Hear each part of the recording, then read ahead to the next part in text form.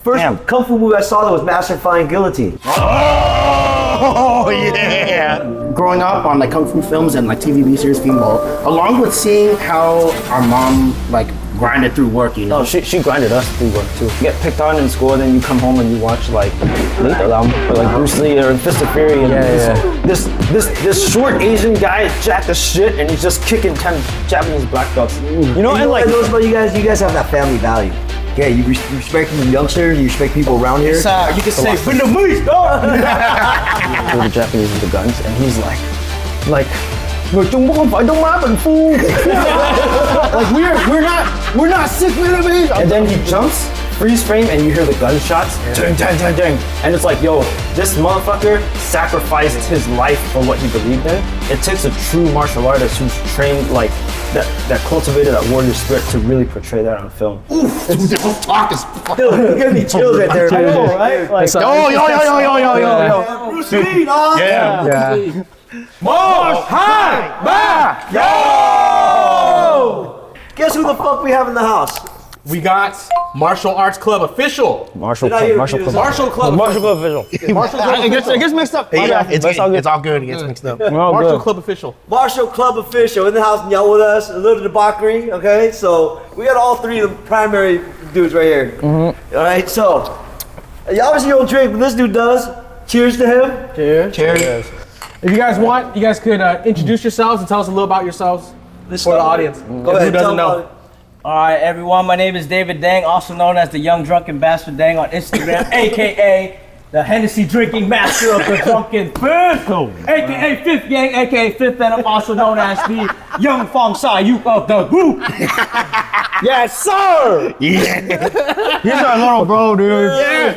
The wild one. He's been rolling with us since day one. My first student. Yeah. Dude. And I haven't been able to ever tame him then. I still can't tame him now. He's untamable. He's a wild creature, right? For real. He's the Sun Wukong. Đúng rồi, yeah.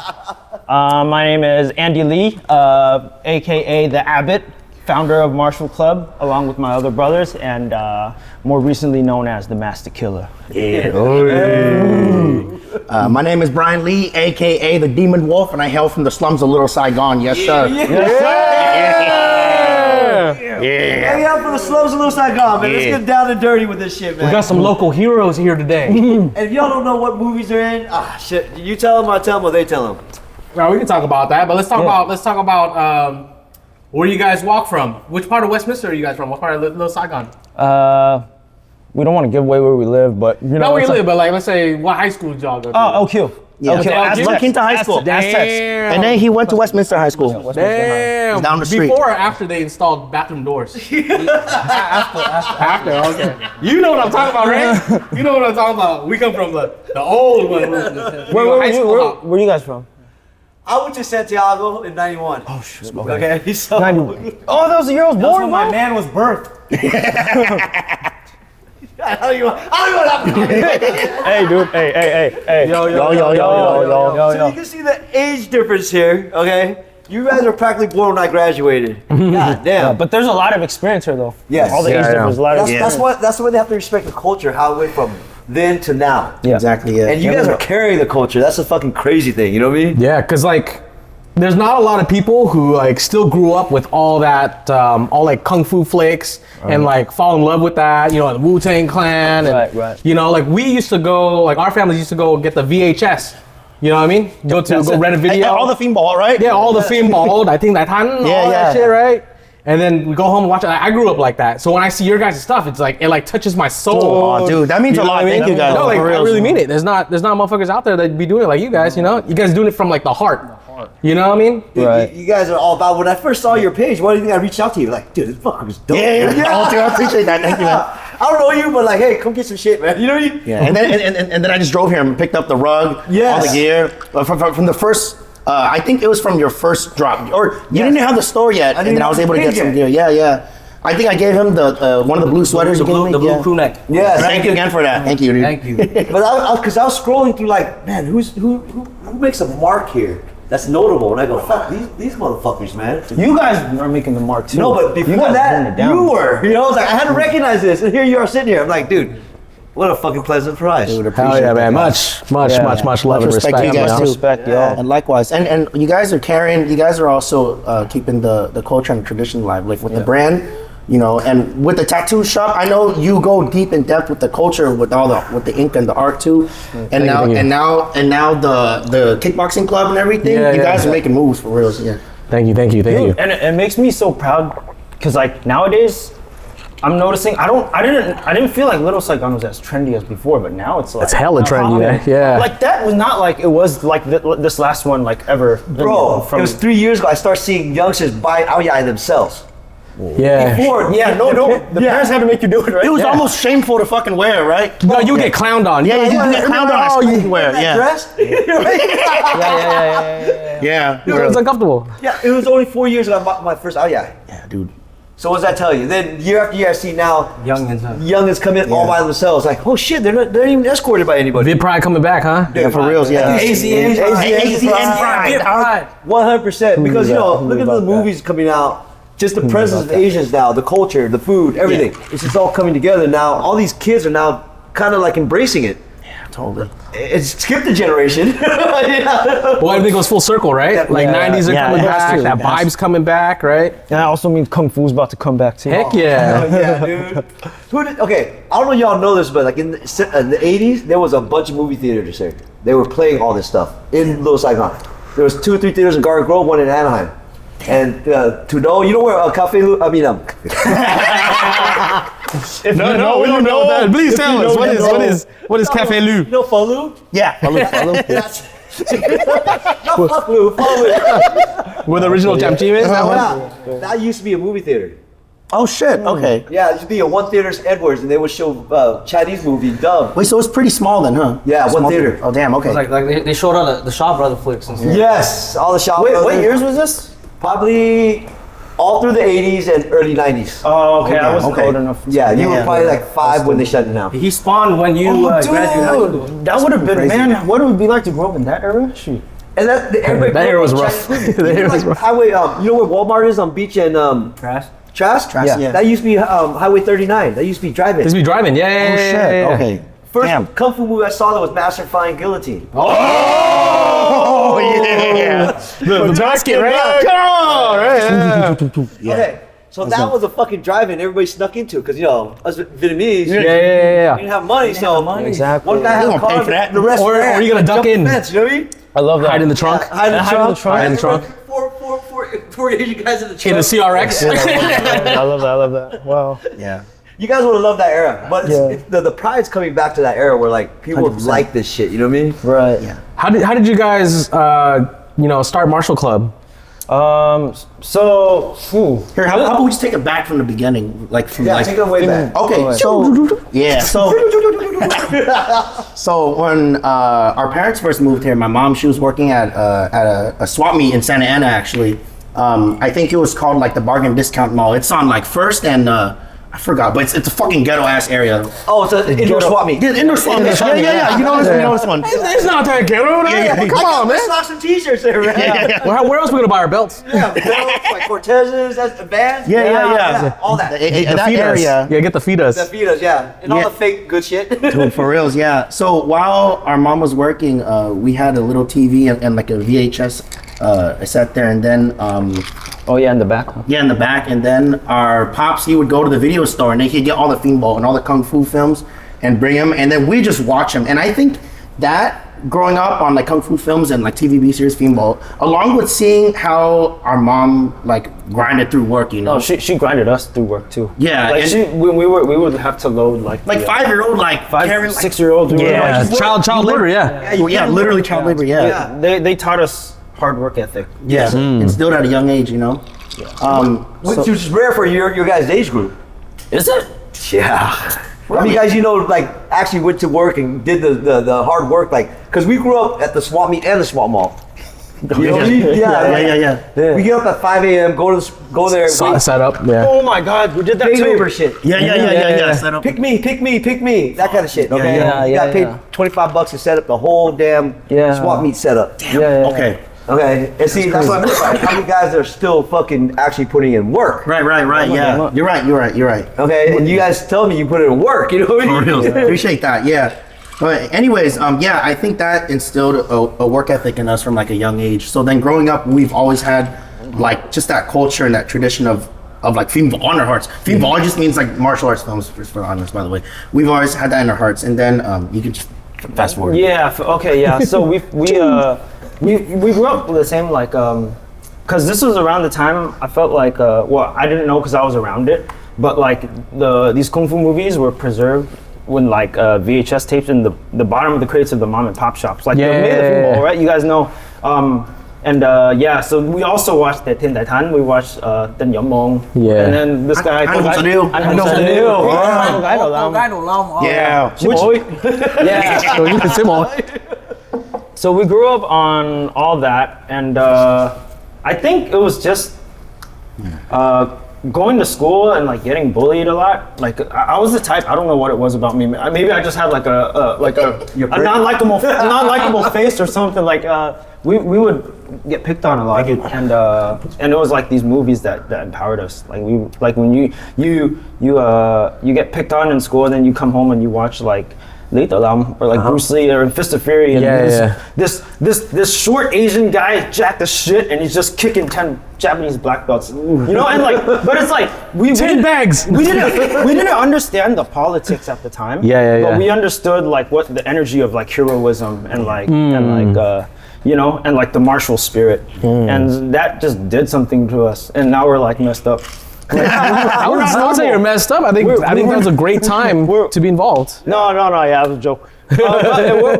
I think like that's definitely set us like even more like that set us even more different than the rest of the, you know, this society we were living in. And then I didn't bother becoming a part of the cool kids. Neither did Brian. We were just like our lunchtimes we would go just like practice kung fu. Get made fun of and shit. Yeah, like, whatever. Yeah.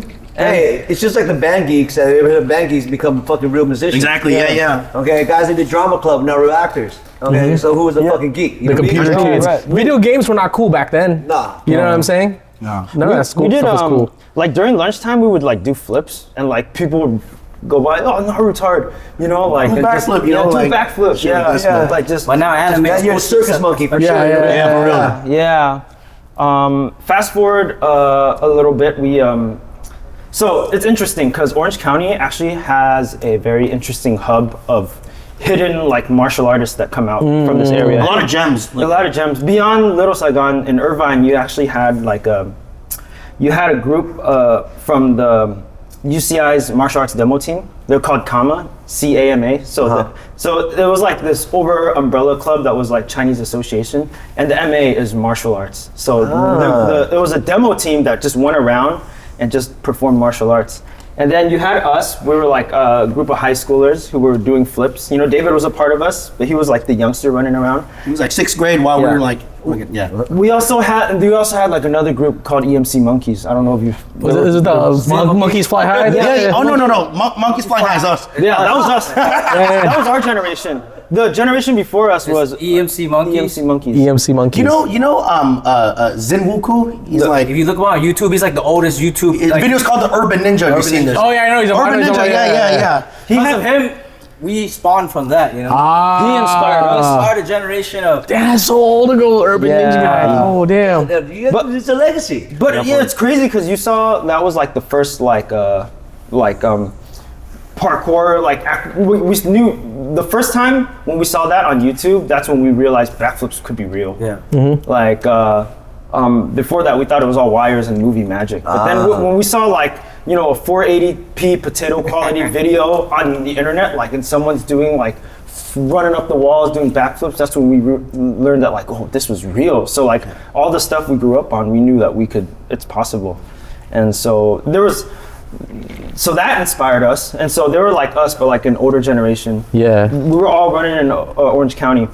There was a very specific gym called Gym Max Gymnastics in Costa Mesa. Oh shit. And they had this open floor, open gym. They called it open gym every Wednesday nights. You just pay $5 and come in. You can train whatever you want. Yeah. So they had the spring floor.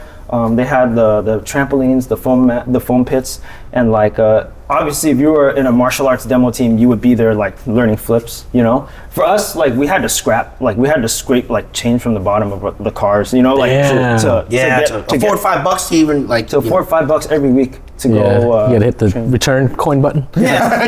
Yo, we made those $5 count though. Fuck that. $5 went a long way. I love this. Yeah. I love this. So all these martial arts groups would like show up at this gym, and I shit you not, like at the time there was like tension, like there was like we had our group, and then the UCI kid had their kids have their group. So you think your kung fu's good, huh? Yeah. What style are you? Literally that. It was literally that, and you also had b-boys too, and sometimes like if the magic strikes, you would have battles like martial arts tricking battles that spawned from those movements. Like the night era. Like when you exactly. Oh, that day. I want to battle. You're like motherfucker. On the premiere night, you mean? Yeah. Oh yeah.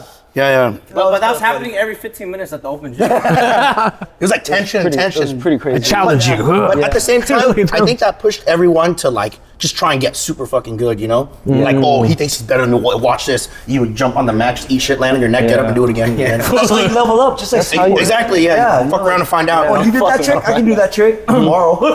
So as like martial arts and like tricking was like fading out, there was only a few of us like that was really holding it together, and then we pretty much took the best from like every sect, and we just kind of formed one alliance. So we're like the Wu-Tang Clan of martial arts. This is what we of that era of what we fancied. So it started with me and Brian, and then one of our brothers. His name is Daniel Ma. He was the captain of the UCI's team, and we formed an alliance and then that's how we started. And we found that all we have this common passion for kung fu movies. So then, like, our natural progression of training was to pick up a camera and just start shooting. Oh shit. And then we started our YouTube channel, and then we started making shorts and skits. And then that's how it started. That's how people notice you, huh? Yeah. This guy's story though, like this guy was like one of my first jobs was teaching martial arts out of it was on Bolsa. Oh, my bad. Brookhurst and McFadden. Yeah. Next to Monday Jack in the Box. Next to LQ. There was There's a little corner. It's not there anymore, but there was a martial arts I school. think I know what you're talking about. Yeah. Yeah, so there's a hidden, it was like kind of tucked in the back behind the Jack in the Box, and it's a Shaolin school. But it was like a space where like all these martial arts schools would rent out. Like you had a karate school, a karate sect, and rent that out, and then a Shaolin sect. And martial arts was dying at this time. Okay. What year is this? 2011, 2010. 2011, 2010. Yeah, I was coming out of college, so that was like my first like quote unquote job. And then this was my first student, this kid. Damn. Sư phụ. So like young uncle. Yeah. Younger uncle. Yeah, and so this kid would run with us. Like we would take him to the open gyms, and we would like stay out late and train. And this guy would come back late, take him back late, and get grounded. He gets his mom. What are you doing running amok in the middle of the night? Yeah. I'm doing kung fu, mom. Shut the fuck up. Don't you lie to me. You're doing drugs, aren't you? Exactly. I swear. It's exactly that. Right? Watch me do a backflip. Yo. Yeah. Show me what you got. There was a time there was a Wushu Academy in Huntington Beach. Oh, Huntington Beach. National Wushu Training Center. Yes, they were in the first Jackie Chan movie that they filmed. What's Rush that Hour movie? 3. Oh, No, the Rush Hour 3 plus the one where he came from. They came to America and they were on the. What, talking about Rumble in the Bronx? No, Ramona Bronx in Canada, I think. remember like they were like Imperial Guards that came to protect the princess. Fuck. Oh, wait, Shanghai Noon. Say hi, Noon. The guy was from Huntington Beach. No way. Oh, shit. Oh, Eric Chen was his name? Eric. Eric Chen. okay. Eric Chen. He ran the. I think Yeah. It was the national. Wushu So school. they got picked up, and that's where like they got attention then, Damn, okay. because he started doing stunts. See that was a history of OC martial arts we didn't even know. Yeah. Yeah. Oh, that's crazy. But they had a Wushu academy because they couldn't call it Shaolin, but it was the same thing. You know what I mean? Yeah. Is it the same thing? It's technically a little different, but it's more or less the same thing. Yeah, Okay. like, it gets like political. We don't want to get into that, but, Yeah. but it's essentially it's the same energy, They told us the same thing. It's just over here they have to call it Wushu. something like that. Yeah, something like that. Whatever Something like that meant. It You know gets what I mean? political. But it was a huge academy in Huntington Beach. Damn. Okay. Yeah, and they were doing the stunts for like the movie sets and stuff like that because of Eric. That's a piece we didn't know. Yeah. That's a piece Thanks for we telling us. Thank you. Thanks for. Random thought. Wait, crazy. we gotta dig you for what other gems? Yeah, for reals. So this kid, we kept him in the chambers. Yeah. We kept him in the chambers. This kid was training we not purposely. Yeah. He just kept training with us, and over the years, and then if it was like, let's say if we were ever to go into battle, right, and we needed a secret weapon, he would be the one. That's Tasmanian devil. He's your Akuma. Yeah. He's He's the old dirty bastard. He's the old dirty bastard. Yeah, he comes in like. Actually, the day of the premiere was the day that we made it official that we initiated him into the main crew. Yeah. Congrats. Well, we were actually gonna battle. But they don't want to battle me because I take off. We were gonna battle. That's like how you jump them in, right? Yeah, literally jump me in, but they don't want the jump. They don't But want we the don't want the smoke. We don't want the smoke. we don't want the smoke today. See, for my generation, back then, even a little bit, you flex like you did because that's got you out of trouble. Everybody's They're like all Asians know kung fu. all Yeah. Asian knows kung fu, and everybody leaned into it. It's like, yeah, fuck you, man. What's up? You know what I mean? Yeah. Because, like I said, we got bullied. Yeah. And the only thing that saved us is their fucking stereotype of us. Right. Because all Asians know kung fu. Right. And obviously, like what you said, we watch all these movies, we know how to mimic it, but do we have the skills? Fuck no. But we thought we did. Dude, but sometimes that's like, because that's all we hit. That's all we needed. Yeah. We thought we did. Yeah, we thought we did. But the thing is, like, it's amazing how much just like watching and like embodying the energy can just do for you, you know? Yeah. Half the kids at school, same thing. Yeah. They just lean into this, just fucking went in and like they're kung fu artists, you know what I mean? Like fucking just start wailing on people. The power of belief, dude. Because compared to the other kids, they had more skill. Exactly, yeah. Yeah, they were willing to fucking hit them, you know what I mean? untrained eye. It's the same. It's all the same. Yeah. Yeah, they do the ground pound, they do the whole stance, and then people are like, what the fuck is going on here, you know what I mean? Yeah. But it got them in a lot of trouble. Yeah. But also, they actually, they had the guts to fucking go at it, no matter if they had skill or not. Yep. They just had the heart. So that saved us, you know what I mean? Yeah. I mean, the stereotype, it worked. And then after a while, now MMA comes, like everybody got skills. Yeah. True. Especially Huntington Beach, where like a lot of MMA guys came out from there. Every fro hawk. Yeah. Oh yeah, dude. That was like now there's a UFC gym there. Yeah, but like days of like Tank Ab and all them, the beginning of UFC. I see. Yeah. Tito. Yeah. Dude, I remember when UFC was first coming out, I would see like people come on like into the arena with like gis and like this Muay Thai shorts. It was like Street Fighter. They still rep there. This is before the gloves too. Like Yeah. these- That is crazy. If you watch the first 5 UFC, they were it's like battle royale. Yeah. Kicking the dick. Yeah. Kick in the dick, Kick 'em in the grab them dick. by the nuts, choke them, you do whatever you want. They're like, we need some regulations. Yeah. Oh, there's It didn't exist back then. Yeah, dude, and that was it. But that was the fun part about watching UFC. That's how they got their bones. You know what I mean? Like, Yeah. dude, the brawl.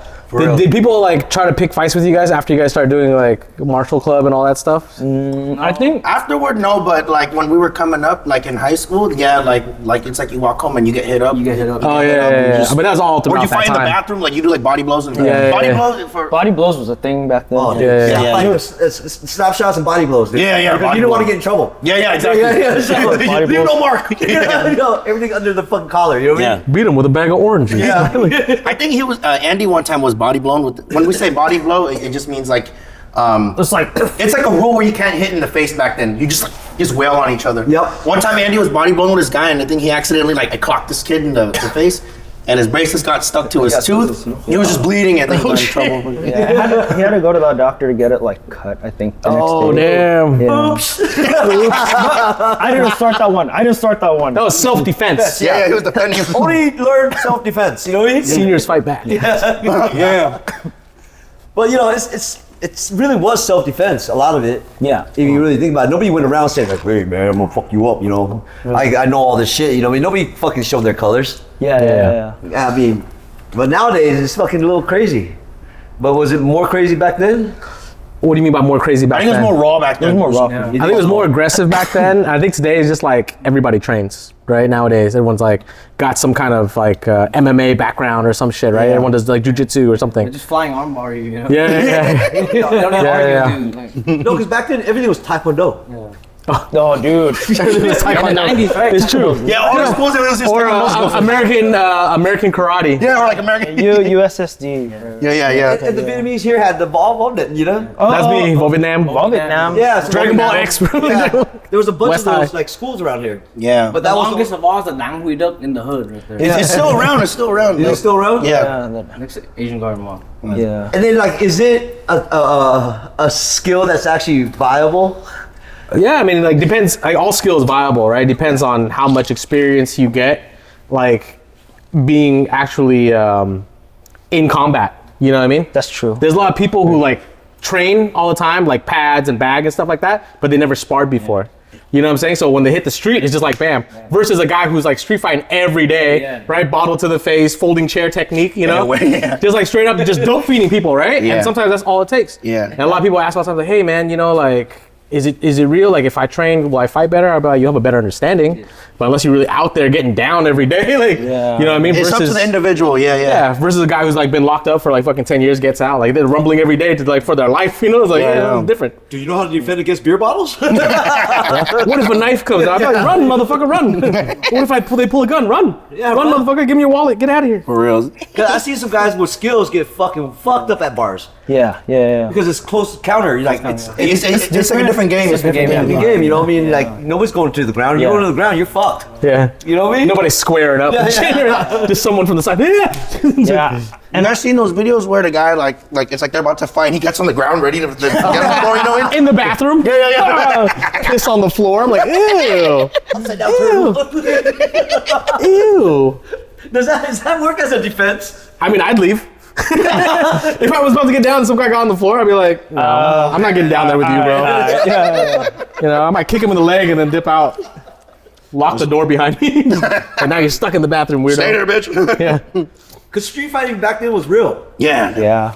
I mean, skill or not, you're gonna get down. You know what I mean? Yeah. Remember those I think we all meetup had our fair rumbles? shares. Yeah. We all had our fair shares. But I think he's right. Like, I mean, if you street fight it more than you practice in the class, I mean, that in itself is experience, you know? So Yeah. of course you're gonna fuck someone up. I like the level of intensity. Level of intensity. Yeah. How's the gym doing? Gym's cool. Gym's cool. You know what I mean? We're there. We're open to the public, and we're also like we're opening a new program where we're training like law enforcement and stuff like that too. Oh, so that's having dope. them train. Yeah. If you don't know, like there's like a thing where like the police and the firefighters they link up and they box. Right? They'll have like a boxing event. And they take it mad serious.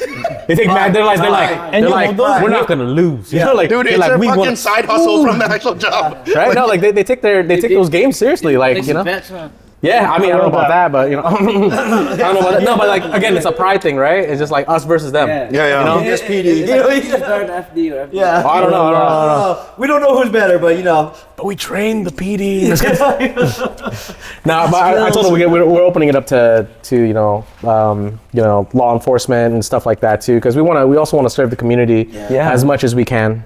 So yeah, our thing is kickboxing and striking mostly, but yeah, it's more of like a community base, right? Like you can get a good workout anywhere, to be honest, right? What gym doesn't have a good workout, right? But what we have is like a friendly and safe environment for you to come and then, community based. Like if you're a beginner, you know what I mean? You're not gonna feel bad or awkward walking in, you know? Yeah. And then versus like the pros, you know, the guys who are trying to go into, to be professional fighters. You know what I mean? We try to push, humbleness and good work ethic, you know? I love Dude, that. that's beautiful. You know, damn, it's beautiful when you realize that the movement is bigger than you. Like you reach out to the community and it's all love. That's beautiful. Yeah. I mean, that's why I love this whole community room. What I see you guys do for the community and you guys are still grounded like a motherfucker. I mean, you're on the big screen. I appreciate that. Most guys would be big-headed and like, you know who I am, and that's their resume. You know, that's like their whole MO. But you guys are still the same fucking dudes. Yeah, it was funny because we were like, yo, we ain't leaving Little Saigon. Yeah, like we move out, we're gonna move down the street, so we can still we can still have the energy of being in Little Saigon, you know. And you know what I noticed about you guys? You guys have that family value. That's like, I mean, family, home, and street. You know what I mean? It's like, hey, you respect the youngsters, you respect people around here. Yeah. And that's a lot of things that people don't retain. Yeah, that's a lot. That's a lost. It's you can say, thing. "Bring the meat, dog." Yo. Bring the meat, dog. Yo. Drunken master. Yeah, you guys teach us some drunken fists later? Hell yeah, bro! I'll give you like 3 moves. Let's get him drunk. See, that was a badass movie back then. Drunken Master? Yeah. Which one? The first First or second? There's How many was there? there's two. There's two. two Jackie ones. That's what Jackie on. And when we went to your premiere, we had a good time because like it was very nostalgic, huh? Super. Dude, like, that. dude, this is dope because like you guys had comedy, you know, drama, and then like slapstick stuff, and but you had skills, and you did it all yourself. Thanks, Fucking in your fucking garage. Yeah, you guys are crazy. You guys are Thanks, fucking man. Nuts, man. dude. I'm glad that was like that film was like Shaolin Avengers was a passion project that was like straight from the heart. Like Yeah. we did our we went through like we did this period of like after like Everything Everywhere All at Once came out and Shang-Chi came out. Yeah. Like a couple of Hollywood movies, like we had a period where we were doing shows. We went to all these events, like PR, you know. Yeah, and we were so grateful for all those, and we learned a lot. However, we felt like a need to just reroute. So then, like, I remember there was like we had this whole PR team together. One day we were in a meeting, and I remember after that meeting, I called everyone, and I'm like, "Yo, guys, let's take a break. Like, 2 weeks, like radio silent, right?" And in those 2 weeks, we all went into like our chambers. I mean, we all went back to the temple to train, like into our own worlds, to like refocus, hear our own voices, and then like. I believe that in times of silence is when you hear like your truest creative like your soul speaking. So then like that's the script for that film was written in like 30 minutes. Oh shit. And then and then Came from the heart. Came from the heart. And then I called up like so we have the synergy, right? So at the time it was me, Brian, and Daniel. We were like kind of the creative like group. And there's a synergy where like I'll have the concept and I'll have like energetically where I want the story to go and like just like the rough draft. And then this guy's the one that puts it on steroids. So this guy's the one that puts the engine behind it, you know. And then Daniel, if you remember Daniel, the guy who spoke really well. He's the guy. The well-spoken guy. Well-spoken. He's the guy who makes it palatable for an audience. So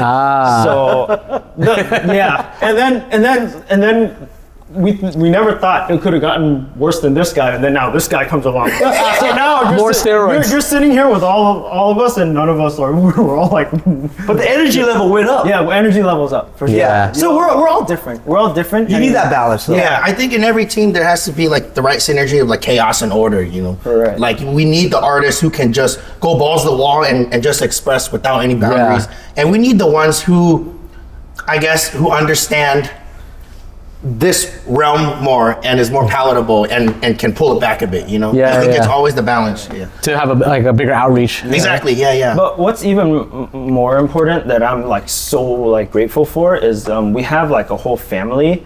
We call them. They're not one of us like Marshall Club, like the 5 Deadly Venoms, but they're like we call them the family because they're like they're just our friends who just support us. Yeah. Like homies from day high one. school, some From of day us one. stick with us from day one, and they're still around each time we do a shoot. He'll just take off work and just come on a shoot with us and just stay a days on end just because they're family, you know, and it's all love. That's sick, man. Knowing we don't have like the budget or like the money to like pay them either. They buy Slim Jims, Doritos, caffeine. they know we love the caffeine, you know. Caffeine, like we drink like 2 bangs a day, maybe rain or something. And then we say like every time we go through a shoot. So let's say that shoot was how many days? 7, 8 days? It was like 9 days. It was like 9 days. No, it's a 7. 7 days of straight shooting. Prior to that was pre-production, meaning we actually went out to look for locations. Yeah. And like we couldn't afford it, so then we were like, all right, let's just do it in mom's garage. Yeah. Whatever, you know. And then Tear it down. yeah, and Sounds then, like us. it's like a raw immigrant, like, something, right? We have the raw deal here, man. You know what I mean? Exactly. Keeping it raw.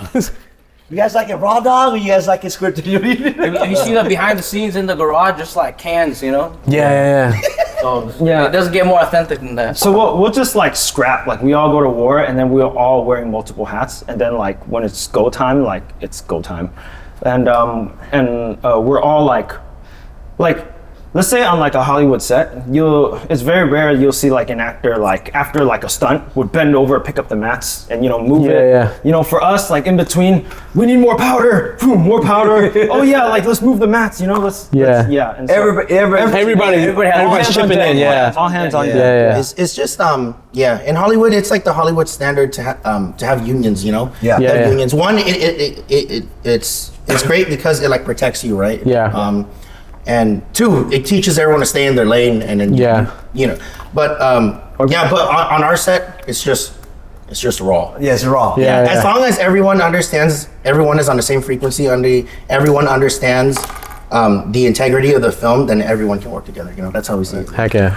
To integrity, man. That's all it is, man. Even with me and Andy, when we do all this stuff, we don't know what the fuck we're doing. We're all raw. We choose locations as we see it. Let's just film here. Yeah. Okay, and we do the same thing, so that's why we get it. I can tell. That's where the magic starts too, I can tell because we've been there. Yeah.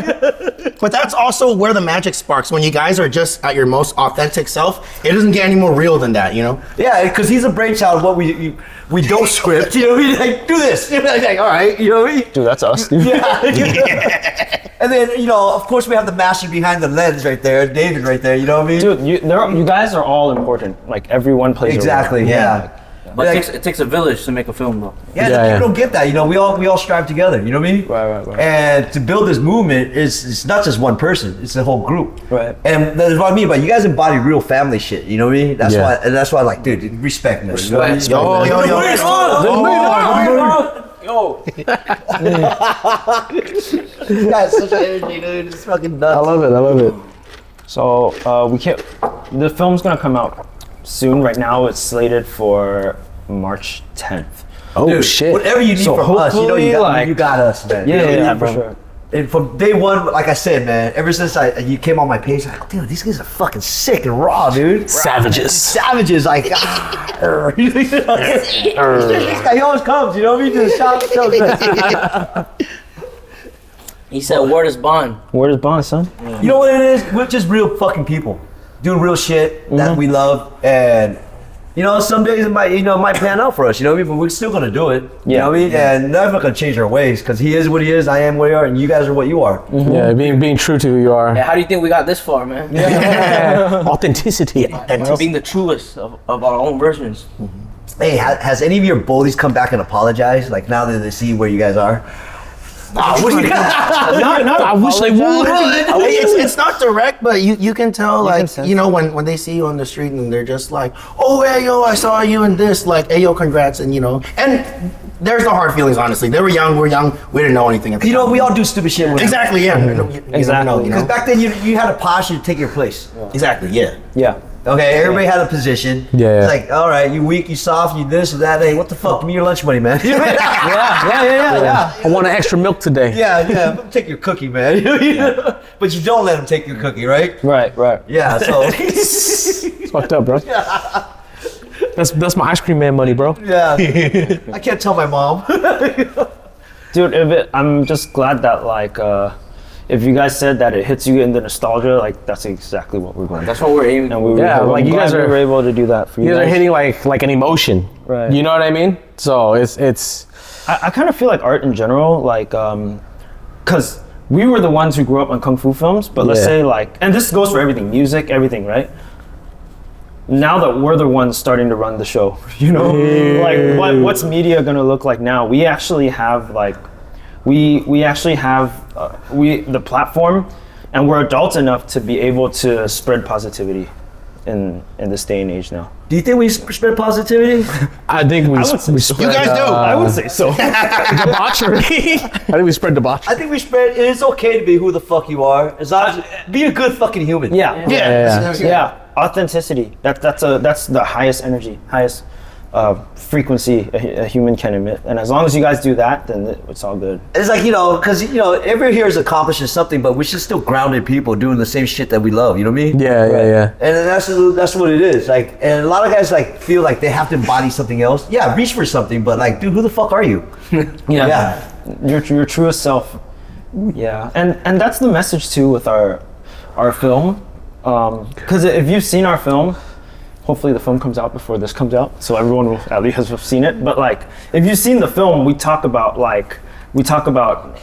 martial arts is like beyond the fighting. It's about the culture and the ethics and the warrior spirit, the cultivation of the self, and to find that through martial arts. And we say kung fu, right? Yeah. Kung fu, literal translation of kung fu means a skill developed over time. So it doesn't have to mean kicks and punches. You could be a cook or a plumber and be a kung fu master.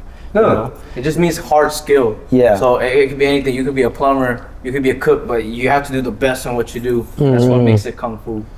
How do you say kung fu in Vietnamese? Kung fu. You said it, bro. Kung fu, huh? Kung fu. Kung is like strength. Yeah. Kung is hard, and then fu is like strength. So hard strength. This one grew up on more film ball. I never watched it all. So he knows hangman, dude. I don't know. His lore and knowledge. His encyclopedia is vast. Is deeper than ours. I'm also a historian too. He's a historian Dude, too. we should do a film festival. Just like one day, 4 films, and just fucking. Dude, that'd be I used to watch film ball set it up, on we set that up. film. Let's get a theater. Let's do this. Host it. Down. talk shit. Dude, I'm fucking down. I'm down for that, dude. Dude, it looks like a fucking film festival, dude. Like, I mean, you guys threw a party recently with the EDM music, right? So let's do it with a film festival. Yeah. Dude, put a big screen right here and fucking let's go. All right. Let me show Invite you. your mamas and invite your dads. Let's show aunties. This is a promo right now. Bring your mama, bring your baby mama. Let's show you. We finna show you what we grew up on. Yeah. You guys can curate it. Yeah. And back then it was fucking raw stunts, you know what I mean? And, and, They almost die stunts. like, dude, there's no insurance. Dude, yeah. Especially in Hong Kong, they would shoot that in Hong Kong. And dude, stunt guys are expendable over there, man. Are they? One guy goes to the hospital, you just get Like, okay, next, who's next? Do the same shit. Have you filmed over there? No, but we've worked with a lot of veterans who were from that era, and we hear stories like, fuck. We worked in Vietnam, and that was pretty ghetto. It was ghetto as fuck. We worked in Vietnam doing stunts. Yeah. Vietnam, Thailand too. Thailand. Oh, Thailand too. Yeah, we They see motherfuckers like, oh shit. Like, Thailand, right? Yeah. Yeah, we were just in Thailand. But I think how many movies did in Thailand? 2, 3. 2. I did 2. You did 3. Oh yeah. But I did 2, you did 3. It's like that. Oh, casual. Seriously, like I think at some point you like just start to forget all the movies you're in? Yeah, I guess. But yeah, in Thailand, the stunt guys there are they're very humble and hardworking. Like they have that, like they got that fucking warrior in them. You know? Yeah. Like here with unions, you're not allowed to like kick people in the head, right? But in Thailand, they're like it's their everyday job to get kicked in the head. Yeah. So as Americans, when we come there and we're like doing a little kick, we're like tapping them. They're like, no. And also because their boss is looking like, if you don't kick them hard, then you're like kind of disrespecting them in a way. You know, that's what it feels like. You think I'm soft? Yeah, exactly. Exactly. As funny as it I've sounds. been Muay Thai since 5 years old. Yeah, exactly. Yeah. And it's in their culture. All of Thailand, they know what real fighting looks like. They know what taking a hit looks like. Yeah. So on film, it has to portray that way. So then, the harder that we kick them, that's the more respect you give them. Essentially, that's what it feels like. At least. Yeah. Dude, that's tight. You know what I mean? You guys have seen Ong Bak? Yeah. Tony Jaa. Yeah, and they're just kicking Dude, them. that dude's The whole movie was one hitters, him just taking people out. There's no stacking, there's no like cheating the angle. No, you saw the contact. Yeah. In the behind the scenes, you feel the hits. You're like, ooh. Yeah. Ooh, that's a knee to the chest. Like, ooh. In the behind the scenes, you see someone get like just straight knocked out, go to the hospital, and they have someone else come in and like do the same. You know, it's wild over there. next. For reals. But a lot of respect to them for doing that. Seriously. Wow, man. But it takes like it really takes that type of ethic to make like a memorable film. You know? Okay, in America, who is the next Asian martial artist that's gonna be fucking huge? I'm not gonna say it, but yeah. It's honestly, it's hard to say because the times have changed. But back then, you know, mainstream Hong Kong, like in the Hong Kong films back then, you know, if you were a singer, like you were Andy Lau, Tony Leung, you like did your own stunts. Michelle Yeoh, you hop on Jackie, you know, they were like Jackie Chan, Donnie Yen, Jet Li. They were martial artists who came on to do film, you know. Whereas I feel like in the early 2000s, they started to bring on a lot more like pop stars or like a big actor or like someone well known over here, and they have the stunt team like run the action with them, you know, and that's been the trajectory into America now. Like so that's how it is now. They like it's not a generation where you get a real martial artist on screen and put them on screen. It's not as often. Yeah, that like the times is different. Yeah, and the only reason I ask is like everybody's like, "Where's our Asian hero?" It's coming soon. It's coming. You know what I mean? Yeah. It's always like, "Where's that masculine Asian hero?" That you know what I mean? It's coming soon. And you know, we're all looking for that guy. He's coming soon. Like this, fuck you, that. I can't wait for that to drop, man. You know what I mean? Yeah. Because where's this dude? Where's the, you know? Yeah, for reals. And you know, you asked that question for the last 20 years, right? Because we grew up on that too, Yeah, we right? grew up on that. Like, We I grew think, up on like, that. that really helped empower us as children, you know? Like you guys were saying, you're rubbing, but you guys go home and see this, you're like, yeah. You know, I can stand up for something. It's really a dying breed. Yeah. Because it's like you talk about acting, right? You'll take an actor and try to portray them as a martial artist. You can tell, like, humans, we have a radar to read genuineness. You can all sense bullshit, you know? You can always sense. So like if you take like an actor that hasn't lived and breathed the life of a martial artist and put him in a martial arts film to represent the martial like ethics and like the spirit of martial arts, maybe not everyone can tell, but we grew up on it, so we can tell. We grew up with the Jet Lis and the Jackie Chans. Like all of them, when they step on the screen, the first thing you see in his eyes, you're like, oh shit. The intensity, He's lived the life of a martial artist. He knows what it means to be a warrior. But if you have an actor who has like zero knowledge of martial arts, right, and you teach him a bit for 2 months in the training grounds, and you throw him in, sure, it's there, and I'm sure they always do a good job, right? But there's something missing. There's that like that genuineness, aura, right? Yeah, the aura is not there. It's not the same, you know. That's how I feel about gang and mafia movies sometimes too. They're like, yeah, we're gonna do a mafia movie, and I'm like, that guy? I know his murders seem very unmurderous. You know? I know he died, but like, he didn't seem real. You know what I mean? You got motherfuckers away from the hood. Have you guys ever seen Fist of Fury? At the end of Fist of Fury, Bruce Lee, or Tun Dun, the character, he stands against like the guns, or the Japanese with the guns, and he's like. Người Trung Quốc không phải Đông Á bằng phu. Like we're not sick men of Asia. This is a Vietnamese dub. It's the literal translation. We're not sick men of Asia. The literal translation. We're not sick men of Asia. Flying sidekick, right? Yeah, but there was he does a flying sidekick. But with a headshot. It's a one shot, and Bruce Lee, everyone makes fun of him, like making fun of his battle cries, but like. When he does it, you have to take him seriously because it's so real. Like dude, when he battle cries, like, and then he jumps and then freeze frame and you hear the gunshots, dang, dang, dang, dang, and it's like, yo, this motherfucker sacrificed his life for what he believed in. It takes a true martial artist who's trained like that cultivated that warrior spirit to really portray that on film. Yeah, you know, and oof, dude, this talk is dude, give me chills right there. I know, right? Like, yo. Bruce Lee, dog. Yeah. What do you call his? Was it ready to die? It's always that ready to die mentality. Yeah. In the film, he died, but he lived forever. You know, and that's the message. Yeah. Became immortal. Immortalized. That's why I even like watching that series Warriors. You know what I mean? Yeah. Dude, I was like, dude, that's a dope series. It almost got canceled and it came back. You know what I mean? Oh, I didn't know that. It almost got canceled? It got canceled, but the people like voiced it and they brought back season 2. Oh shit, I didn't know that. We want more. Yeah, because like it was an unknown series. Yeah, I see. They didn't put marketing behind it. I see, yeah. And but now it's living on. You know what I mean? Dude, that's dope. Yeah. And they're showing like all kinds of shit, the racism in America, how everything's done. So Shannon Lee did a great job portraying that. Yeah. I haven't seen it, but I heard a lot of good things. It is. I mean, A lot of our friends work on it too. They tell us, that's fun. Some of the cast and the actors. Yeah. no, because I thought it was a dope series. I thought this need to be had. You know what I mean? Yeah, Axe Gang. Yeah, actually. Axe Gang. Dog. One day we'll do like Real Trouble in Little Saigon. You know what I mean? Big Trouble, Little Saigon. Oh, shit. Big Trouble, Little Saigon. Would you do that? That don't sound like a bad idea. Like even this moment we just had an old moment. Those are the moments we pay attention to. You need to pay attention Yeah. to. When something slaps, it's like, oh, that's the universe speaking. It's not us, Yeah, Because yeah. the mystery of Little Saigon it's the stories of Little Saigon hasn't been coming out. Like like the 80s and 90s, early 2000s. It's like unheard of. Like with all the shit that's going on, because people push it under the rug. Right. Okay, all the shit that you guys heard about all the gangs and all the debauchery and all the crime, you know what I mean? Like, everybody thought we were the model minority, and they kept it that way. Right. But Like us? There's some But I also feel like when people try to do it, like say like Little Saigon stuff and stuff like that, sometimes it doesn't come like authentic. It doesn't come from the voice of people who actually like lived through it. It's just like vicariously living through it. another party account, you know what I mean?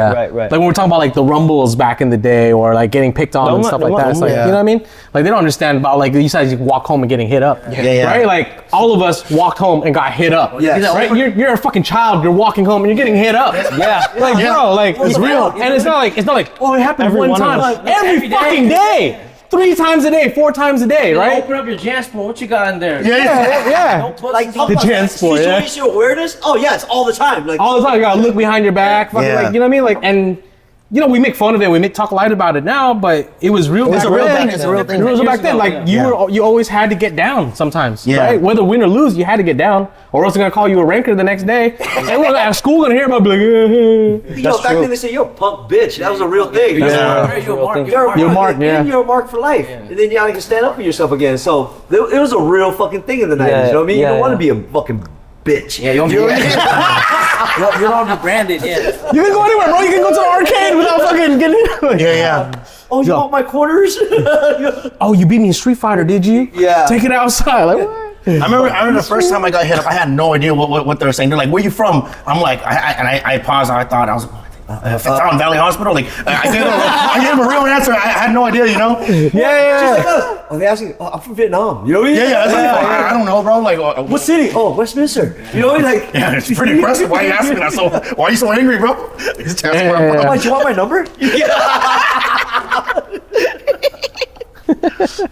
I think we were shooting one time and then like a car came and hit us. I was 10. Yeah, he was like a little kid at the time. We're like, yeah, Fuck out of here. no, for real. Yeah, First time we picked up, I got caught up in I think a white or gray Civic. He had like long ass hair and a wife beater. He's like, hey, where y'all from? And there's like 20 of us. because we're shooting something, We're shooting something like behind the alley. There's like 20 of us, We're all from Team Mammoth Fish. And then like we're just like they're like, where you from? And we're like, Garden Grove. We're just being dumb, And then they're like, but no, man, where you from? And he came out with a baseball bat. Yeah. But he's stupid. There's 20 of us. I'm like, you want to do something? Take a swing, homie. Let's go. All right, we got hit up right next to Bolsa Grande on Brook. Oh, behind the alley. You know the Rite Aid? CVS. Also, behind Bossa Rite Aid. Grande. Rite Aid. Okay, I know. I'll make a funny skit right now. Yeah. Excuse me. I remember they were like, all right then. All right, And they got in the car and they left. But they're spitting fucking fairy tales like, yeah, I hit up 20 motherfuckers today. Motherfuckers, man, they're in the Look alley. at my, they didn't want none of this. Happens. It happens. Like the car washes, we used to wash my car. I drove an Integra back then. I used to wash my car at 2 a.m. We get hit up all the time just washing a car or walking home from school in the train tracks. Yeah. See, Anywhere. You can get hit up anywhere. Now- Even Westminster Mall too. Now the kids can't especially go- Westminster Mall. Dude, Westminster Mall was a fucking battleground. Yeah. Remember when they b-boying too, right? Westminster Yeah. Mall. Gotta bring your own cardboard. Wait, that happened at West. I only had heard about like the Regals, the What? Getting hit up? no, the They B-boys. sessioning at. Oh no, yeah, we used because then all the floors was all tile, so it was really The smooth. slip and slide. Yeah, so then that's back in the days when you still carry boom boxes and then cardboard. Oh, that's sick. So you would meet up in the Now mall we and you got sit that there, JBL and then speaker, bam, right, and then they would just pop it off. Yeah, it was battle. Instead of gangbanging, they battle. You know what I mean? Yeah, well, there was gangbanging too, and then Wait, so back in the 90s, was it you either gangbang or you used to b-boy, right? yeah, I was sometimes both. Sometimes both. Sometimes both. Well, you had something. You had like a hobby, and then you had gangbanging, right? Like, But then they enforced the law. Remember, like no groups more than 3. Yeah. You So can't like, congregate. because You we can't used to roll like deep, 10, 15 people In a CRX, I know. I heard in a the story. CRX. So then they enforced a thing where you can't be in groups of more than 3. More than 3. So then you would have to separate. More than It's 3 like- is a gang, bro. 5 is good enough for me. It's like conspiracy. Anything more than 3. Yeah. Yeah, it was wow. different rules, and the rules like it doesn't apply today, but it had a reason back then. Yeah, that's true. Because you grouped up and walked down the alley. Obviously you belong in a clique. You know what I mean? Yeah. Even though you don't claim nothing, I'm from Garden Grove, but yeah, where you really from? You probably saw all you guys rumbling. Be like, all right, you want part of this? Yeah, cool. They got skills. They got skills. All right then. Back to the car. all right then. All right then. Man, times really are different now. Times are super different, bro. Anime, K-pop's cool now, so yeah. Yeah, they're looking for Pokemon in the alley now. Dragon Ball Z is a thing. You know what I mean? Yeah. Still a thing. Dragon Ball Z, yeah, that was dope too. Damn, dude. Toonami. Did you guys watch it on? I think it was like a Mexican channel. Because we didn't have cable, so we Yeah, they had Dragon Ball. We had staticky cable. Like, Oh, Spice Channel? Did you guys have Yeah, the, the Spice Channel? the antenna where it's like Yeah. this, and they got like 2. Oh yeah, the fucking Yeah. rabbit ears. You only got 3 Rabbit channels. ears with foil. That's what we had. Okay. Oh my god. You know how we turned the channel with a fucking pair of pliers? Yeah, because you lost the knob? Yeah, the knob always breaks, dude. And even on your VHS, how many was wall warped? Like, oh fuck, you watching it wrong? Oh, it's on. Yeah. Rewound too much. You Yeah. put you have the rewinding machine. It snaps, right? Yeah, it gets warped. Like that whole scene is like, what the fuck did you just say? You guys have the race car rewinder? Oh yeah, exactly that one. Yeah. Like a You can't Lamborghini, right? easily Like a wide, you know Lamborghini what I or whatever. Yeah. You get a Lamborghini. Yeah, the little Lamborghini one. Yeah. The red one. You know what was the worst part about all the video stores? They fucking they bought an original. They made fucking Yeah, 20 10 copies, yeah. Because why everybody want the whole stack of pinball? Yeah. Yeah, they don't get one at a time. You get the whole fucking Yeah. Keep it for like 2 weeks. You know what I mean? And how many other people wanted to watch it? You know what I mean? Exactly. Yeah. They're like, Or come in with a fake ID and just keep the whole thing. to keep the whole thing. Yeah, Yeah. that happened too. My mom told me about when she was watching Film O in the 90s. You like rent like chapters 1 through 5, and then another homie had like 6 through 10. 6 to 10. Yeah. So you had to watch 1 through 5, speed through that shit, and then Swap. Get that Yes. 7 to 10. You know? At the same time burning them. I Like was big copies. cultivating all that martial arts while I was in Rebellion, drinking cafe de That's why I turned out the way I am today. I came out doing like flying sidekick and like hang long tobacco, you know? That's just me, dog. I love David. Oh my god. Funny. I love your guys' energy, man. And if it could translate through our fucking shit through Little Saigon, dude, I'm all for it, man. They are Little Saigon, You right? are fucking Little Saigon. Yeah. Hey, to Little Saigon. Yo. Our cameraman asked where we from. We're like, we're down the street. Right here. So what Now you talking they about? hit us up. Where you from? Little Saigon. Little Saigon. Little Saigon. What's up? All right then. All right then. Some people felt like that too, because I was working like in SGV for a while or in the Bay or something like that, and they're like, "Hey, where you from?" I'm like Little Saigon. Yeah, I was all right. comfortable. All right, it's cool. Yeah, all right. Because then we had a reputation of pulling licks on people all the time around that time. So Little Saigon did have a reputation. Yeah. LA didn't like it, but as soon as you say Little Saigon, they kind of pause a little bit. Right. Nobody liked Were we it. notorious like the 626, like San Gabriel Valley? Oh, dude, Nobody liked us. nobody liked us. Because we're Mr. Steal Your Girl. Yeah. In the CRX and the EK and the Well, the problem was like Vietnamese are very confrontational. Yeah. Yeah. we fight anybody, bro. Dude, you could be like 5'1", 100 pounds. Like, what the? What the fuck you running at, man? What's up? What's up? Ken Jong and Joe Coy said like Vietnamese people are feisty, you know? Like, Dude, We're feisty. as fuck. yeah. But motherfucker, you a feisty one.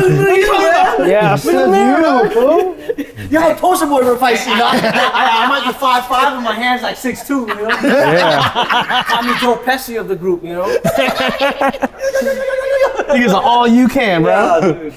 But it gets that way. But Vietnamese had a reputation Yeah. because it stemmed from the like 80s, 90s, 2000s. Right. And no matter where you went, they know. Oh, I'm gonna go Vietnam. No,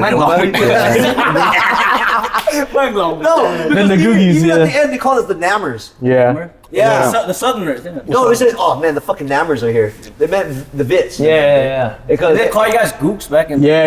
Yeah, we had all that. Nip, Yeah. yeah. yeah, nip was a fucking big thing. Okay, and that was a Japanese term, but they call all they call Yeah, Asians, yeah. Goop, Yeah. goop So you had like what, Nip Tree and all that shit, right? Yeah. All that. Yeah, nip everything, dude. Nip, chink, gook, Gook ended about maybe in the 90s. My brother leaned into it. They called him Gigolo Gook. That was his nickname. Gigolo It's a Gook. derogatory term for Koreans, no? But Yeah, it's a gook. When they call Yeah. Asians gook. Yeah, they didn't know no better. We're all the same. Yeah. Like every Mexican. Oh, for us, Chino. yeah, the Chino. Yeah, exactly. Yeah, Yeah, Chino's Yeah. a chino, but everything. You know what's up, Chinito. Chino? Yeah. Okay, Yeah. but we just But like. hey, you alright. either roll with it or you punch them, you know? Yeah. Man. Well, I think here in Little Saigon, we had numbers. You know what I'm saying? So I think like if you lived like outside a little bit, you just kind of had to deal with it. Yeah, our boy right here lives in Santa Ana right here. So. Yeah. Minority. Hey, Chino. Chino. Yeah. Yeah, Chino Cochino. Yeah, I fucking stayed in little Santa Ana for fucking 13, 14 years, man. Yeah. It was a different time. This was like 70s and 80s. Yeah. I was on like the Garden Grove Westminster side, like Edward side. I was on Edward side. Oh, okay, yeah. You bought a bowling alley, huh? Yeah. You bought 7-Eleven. West Lowell. West Lowell, 7-Eleven, and Radio Shack back Yeah, I'm from like the Indian Village and all that shit around there. So I'm on that side. So I wasn't like Bolsa's side. But my mom worked at like Foot Locker, like when it was all up over there. So then I spent a lot of time like Foot Bolsa over there. Oh, yeah. But my side's the Mexican side. Yeah. And then so like I rode with a lot of Mexicans. I grew up right by Sigler Park by the. Oh, Sigler, by yeah. the B&B, by the. Yeah, Sigler, maybe. Yeah. A lot of rumbles in Sigler. We had our sessions at Sigler. too. Sigler, yeah. People still kick at Sigler. Sigler was not a safe place back in the day. It wasn't. No, it was. I was Everyone 16. go I was there. driving. Someone tried to GTA my piece of shit Nissan. Yeah. I booked it, but they tried to rob me in a bike. You know, Good old Sigler, bro. like Debo in Friday, like on a bike. Everybody sitting on a park What you bench. got through? No, no, Smoking cigarettes for no reason. when there was a term, you got caught slipping. You got Oh, caught yeah, slipping. yeah, Yeah. Okay, you don't want to be slipping, right? What you got? Got caught slipping, my guy. Yeah, you did not want to get caught slipping. That's why everyone's like situational awareness is like you're on high alert all the fucking time, either by others or your own people. Yeah, it didn't yeah. fucking matter. You know what I mean? It's like fucking all the time. Yeah. That's why you dress a certain way, act a certain way, then you get hit up a certain way. Yeah. You have to be like Lanlat. Yeah, Street. Hey, tell us about the swag, like. Yeah, I want to hear about I want to hear the swag. For me, for my time, we want to be better and different. So, like, you know how, like. Our swag, I felt like our swag was kind of boring. We had Dickies, but our Hispanics, they wore Chucks, right? We're like, fuck that, we're better. So we wore Jack Purcells because we a little bit upgraded, you know? With the leather. Oh, that's how it was, yeah. That's how I Okay, was. so right after New Wave, most Vietnamese like adopted either Reeboks, Converse, or Chucks, right? Right. I mean, not Chucks, but Vans. Man. Vans, you know, either all black, black and gray. Cortez wasn't accepted at the time, right? Now it's normal to wear Cortez.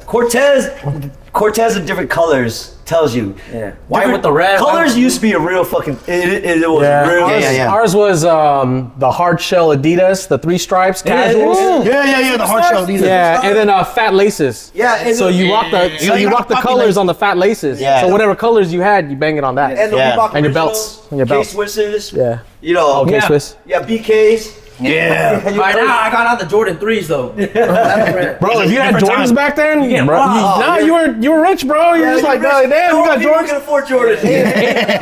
I didn't know. I only knew a handful of cats with Jordans on. You know, like we're like, damn, I never Jordans. bought Jordans, man. I bought all my shoes from Big Five or Or the indoor swap meet. Yeah. Swap meet, Indoor swap meet, indoor swap meet. We got fake Adidas. It's cheap as fuck there. It's for $20. Yeah, I had a pair of Converse for $20. I remember that. Yeah, you walk in there like all the shoes are in plastic. You know what I mean? Just like your couch. wow. Just like the couch and the remote. I want that one. It's all in plastic, right? Yeah. And then they go get it for you. You know what I mean? He's like, yeah, but it was like $20. Pumas, everything, right? And there was a neutral shoe, all the Pumas. Oh, the Pumas. Yeah. Did you guys wear Puma suedes back then? Oh yeah. They had them. I never could get them. That was $5 more. Couldn't get them. Remember, we bought socks, pack of 6 for like $6. $6, yeah. Yeah. Shirts, t-shirts are 5 for 10. 5 for It was actually 5 for 10. Yeah, Five for 10. Triple A's, yeah. Triple A's, the Staffords, you know what I mean? If you had Pro Club, then they do luxury. That was the cheap shit back then. Pro Clubs. All for one, right? For Pro Club, you wear the shorts, the thick ass basketball shorts for the Pro Clubs, yeah. Dicky fucking shorts. People wear that now. It's still wear crazy. that. It comes back. It comes back. Everyone's wearing Pro Club sweatpants or sweatshorts now. And he had money, he got Ben Davis. You know what I mean? Yeah. Monkey, right? Yeah, it was the monkey. Oh, he got some Ben Davis. Yeah. He got But if you fucking can't afford Ben Davis, you wear Dickies, right? The Dickies. Or just the swap me specials, man. Yeah. Honestly, whatever you could steal at the time. Yes. I couldn't get clothes, so I had to steal my clothes. I was like, oh, For fashion. real, none of us had money. Yeah, true. Maybe None of us that's had money, dude. That's our similarity. we all came up with nothing. And if you had a swap mall, like they already know, like you can't even steal from there because they all know. They're all a bunch of thieves. Yeah, and plus you can't steal from there because you can't shit where you eat. You be there. Exactly. They know you're like from this area. You don't steal from West Mall. You go to the mall to steal. Yeah, go Anchor Blue and what was that fucking that debauchery store? What was that fucking thing? I've got caught stealing at the mall before, and the security guard tackled me down. Merry-go-round? Which one? Wait, which one? Which No, mall? it was a Westminster Mall. Yeah, West Mall. It was in high school. It was during the time when I think, is it called 511s? 511, Skinny jeans. 510s, you know? Oh yeah, 511G. Yeah, it was in, and people had like colored ones, you know, like they had like yellow, red, whatnot. So I remember. What's up? The Raver clothes? Yeah. So one time I put on like 5 of them, and I knew a way to cut off the tag without the ink spilling and everything. Yeah. Like super high profile stealing shit, right? So I had 5 on, and then I would run out like every week. And I think that was a dumb part where I went to the same spot. Consistently. I was supposed to do that. No, you can't go back to where Yeah. But it was like so easy. No one stopped me. Like there were 2 security guards there, and then I had 3 homies with me who always who were on the lookout always. But on that day I went alone because I was getting greedy. I was like, oh, I'm about to come up on myself. I do this every day. Yeah. I do this myself. But that's just my trip. Like they see people shoplifting, right? Oh, these fucking looters, right? But like I'm like, damn, all of us shoplift back then. You know? Yeah. Who am I to talk shit about these motherfuckers doing it now? You know? Yeah, you grow up, you're like, oh, that's kind of petty, dog. Yeah, it's kind of petty. I'd rather pull licks. But we're better now. We're better now. Yeah. Do not steal. This is childish stuff. Okay? Childish shit. things. We're not encouraging this or just telling you. Stealing. Yo, earn your money, spend it right, and If not, you can pull up to Little Saigon. We got fire ass clothes. Don't be shoplifting that Little Saigon. can't afford it. Don't be shoplifting that full of you can but it's don't fucking. You can bargain, but don't steal. Right? Yo, we all got pretty good skills from our mom. Yeah, Dude. Yeah. Okay, back then, haggling. I used to be so fucking embarrassed. My mom made me do it, right? Because she used me as a translator. It's like, hey, cause you're a kid, dude. Yeah, it's like the guy goes $20. No, like. It better work though, right? It's there at Walmart. No, I was kidding. I'm like, this is like a retail establishment. I can't fucking tell them $10. You know? Yeah, resale. They don't understand, right? They But don't then understand. I do it anyways, and they're like, okay, I can give you 20% off. I'm like, God damn it, worked. You know? Like, no. Fuck, my parents are right. You know, you don't need to pay retail. Just ask for a discount, and they would put it on there because they have discounts. Dude, our parents. Also, you never know if you don't ask. That's the lesson. Yeah. They were used to the swap meet shit. Yeah. Okay, we all lived at the swap meet. Yeah. Indoor, outdoor, didn't matter. Yep. That was our fucking going to like Disneyland is going to swap meet every weekend, dude. Right? Yeah. Hey, I go to the swap meet more than I go to the doctor. I still got my ass. Go to West Swap meet. I'll be there. Hell yeah. Be there. Dude, there used to be a swap meet on Harbor and Fadden. A huge one. Harbor McFadden? Yeah, where that Walmart is. Oh, yeah. That used to be a fucking ass swap meet, dude. That's crazy. Because like it was right there. That's a hard Santa Ana, no Harbor McFadden. Yes. Okay, but that was a swap meet. And then you what? Better swap meet was the one Orange Fairgrounds. And Okay. if you didn't Yeah. afford Orange Fairgrounds, you went across to OCC. My bad. I'm from the Golden West one. Yeah, so Golden and West- Cerritos. Yeah. Golden West and Cerritos. My bad. Our family was the one selling you guys the stuff at the. Is that the Golden West? Golden West? We did both. They didn't go to West Was End. it clothes? Yeah. You guys sold clothes? No, they sold pots and pans. Oh, dude. Oh, we know exactly which one it was. Kitchen. Oh, you just came up on it. Kitchen accessories. Yeah, next to the Like Lokes, right? spatulas. Yeah, that's a low. The Lokes. My clothes used to smell like fucking Mexican fucking detergent for like years, okay? Because that's all. You know? Oh, right, because you got because you got them all from there. Yes. Yeah, that's how. Smell Yeah. like Fabulosa. Or? Fabulosa, yeah. Your whole house was Fabulosa, man. It's like, oh, I remember this smell. You know what I mean? Fabulosa and Labella or what? Bro, man, we didn't have Tide. You know? Yeah. My toothpaste, my soap, everything came from a swap meet, dude. Because like, all the Asians are selling at the swap meet. Yeah. And why are you gonna pay retail? For real. It's like, even if you have money now, do you want to pay retail? Retail? Nobody wants to pay retail. Yeah, so fucking bargain hunt, fuckers. Let's get back to martial arts. Dude, We went on a rant on swap meets for like 30 minutes. No, dude, that was beautiful cool, because dude.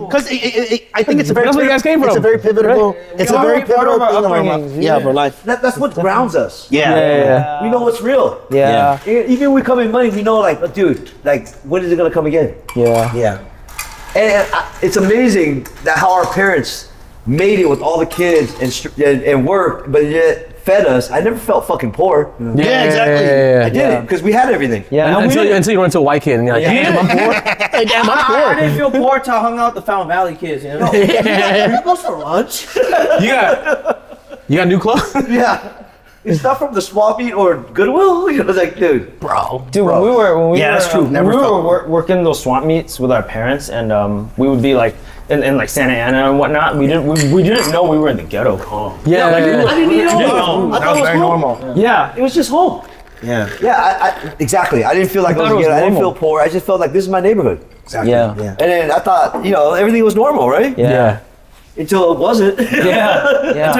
Until you really take a step back and you're like, damn, this is ghetto. Our parents are really like superheroes. Yeah. Dude, they are. For sure. They're my hero, man. Yeah. Because I have 7 siblings.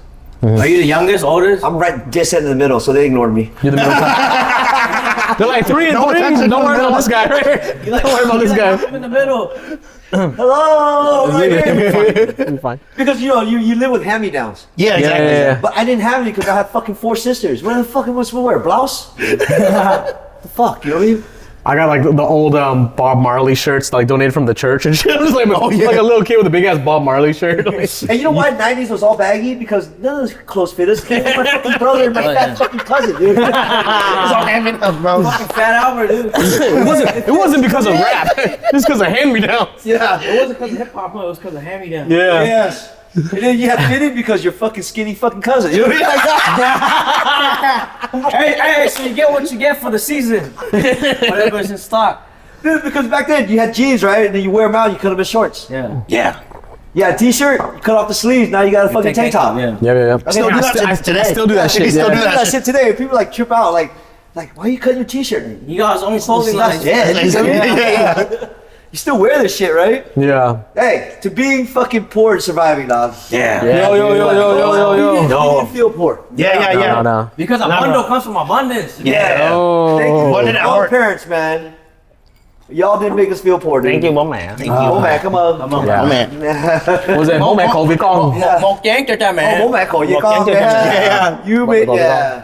But to see it later on in life, that's where you're like, dude, they did a lot. Yeah. Like, I couldn't pull that shit off. I look back at it now, like, dude, this was what, 4 or 5 a.m. and mom would just load because we did when the swap meet in Santa Ana closed down, we would migrate to the OCC ones and and so we would just go out there at 4 or 5 a.m. like Yeah, you gotta load up see at my 5. mom, Yeah. small frail Asian woman, just like doing all the shit herself, set up the canopies, Yeah, dude. That's real down. strength right Yeah, there. and like the first day That's we did gangster it, shit, the that's what it first is. day we didn't know, like we didn't think about having canopies, so we just did it out in the sun. My mom did it all by herself, and I just Gangstered it the whole time. And they never complained. Yeah, never complained. That was very normal to us. Yeah. Because we thought it was normal because they never complained to us. Exactly, yeah. Yeah, they just tell us, Mike, Mick, they just stop. You know what I mean? Yeah, it's like, Yeah, they just tell you a little bit of lesson, but they didn't tell you like how much they had to go through. Yeah, they never like showed off on that shit. Like, oh, you know what I gotta do and shit. They do the work, but they never complain or say a word about it. Yeah, they didn't tell you like, you know what I had to do for you? No, they just like, You only complain when you don't get good grades. that's not even Like, you don't have an A, but you just gotta go to school, bitch. that's not even what job? That's not even What job? That's not even yet talking about like escaping the war too. Not even that, it's just now. yeah. In the now. Yeah, Not yeah. living now. They didn't talk about the past. It's Yeah. just now. They didn't complain about none of that shit, dude. Yeah. And that's why like we're coming up to the 50th year. I get fucking kind of emotional thinking about that, dude. Yeah, dude. You've been here for 50 years. Hey, we as old as hip hop, dog. He's all the same. Hey, MTV raised me, man. Yeah. You did, for real. I grew up on MTV. Yeah, me too, man. I put 20-inch chrome wheels on my Previa. Hip hop made me do it. Kiss hip hop. Who the fuck you got riding 20-inch wheels on a van? But one thing I respect, culture lives on. Yeah, for real. And you guys are carrying this culture. Everybody's now embodying, embracing the culture and being real about the culture. And Same then with you guys. Same Yeah, with you guys. you. Hey, I saw your hoodie or shirt being posted and someone in France, dude. So like, people, we are a rare commodity now. People look at California, oh, Little Saigon's the hub, and they stop by, they buy our clothes. But one thing I recognize, no matter where you lived in the world, we all went through the same fucking struggle. That's the thing that's a commonality of everybody that fucking fled. Yeah. They went through the same shit no matter where they went, and they fucking persevered. You either so came that out resilience is fucking real. That's true. Yeah, but their humbleness is also real. Yeah. And they never complained. And look at us now, 50 years later. That's the strength of the fight, right? Yeah, they fought to survive. Yeah. You know? 50 years later, we got that. That's the little warrior second spirit. half. Warrior spirit. To the Vietnamese, Yeah. Little Saigon, warrior Little spirit, Saigon, yeah. the warrior of the world, live on. Yo! Yo! Give the audience your last fucking. What do you want to tell the next generation, man? Because this shit's gonna live on. You I can just go wanna first, tell man. them, Our leader can go first. Our spokesperson. Yeah, actually, speak for us. Speak for us, the man in the street. Speak Back all up. the next generation right now, man. Pressure's not on. Take your time. I say it's okay to slow down Sure. and hear yourself, hear your truest self, and act on that. Yeah, I think nowadays with technology, everything is just moving so fast. We're a lot of us, we're so lost in here. A lot of us don't even know who we are anymore. I think it's very important in the now to take time to slow down, be in the now, and listen to your truest self, and treat your inner child. Yeah. And Shaun Avengers comes out March 10th. Yeah.